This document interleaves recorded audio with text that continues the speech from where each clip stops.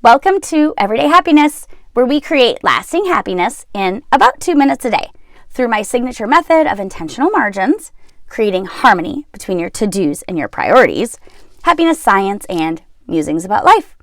I'm your host, Katie Jeffcoat, and we've been talking about how we spend our time and our priorities because I believe that when we look at our calendar, it represents our priorities.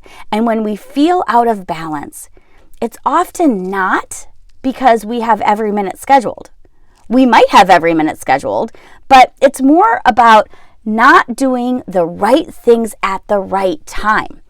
If we're doing what's right for us right now, we can be super busy and still feel balanced.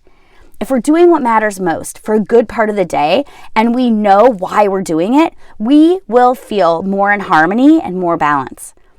That's why I'm so passionate about intentional margins and taking the time to identify your priorities in this season. Because it will be the shining light, the guide, the clarity, the filter for you to make choices on what you say yes to and what you say no to in this season. I have a friend, her high schooler is struggling at school. I'm sure so many parents can relate to this season when the older kids need more. She's not driving yet, so she needs a ride to study tutor and she needs a parent to be home to help her stay on task with her homework. My friend is in this season where her time is spent with one of her kids just being there. And she's saying no to wine night and book club, and she's running. Sometimes that is a priority for her, like mental and physical fitness, right? She's literally like running in the mornings instead of the evenings because her priorities have shifted to working with her child through her child's season of figuring some things out, right?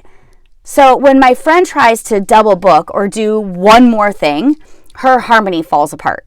She's more short-tempered with her child, which she recognized, and she doesn't like it.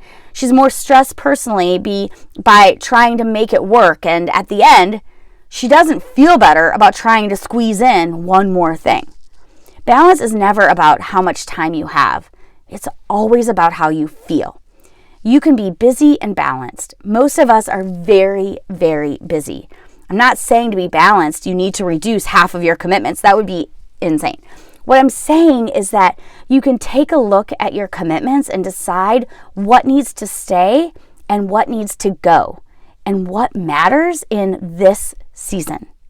So until next time, happy prioritizing.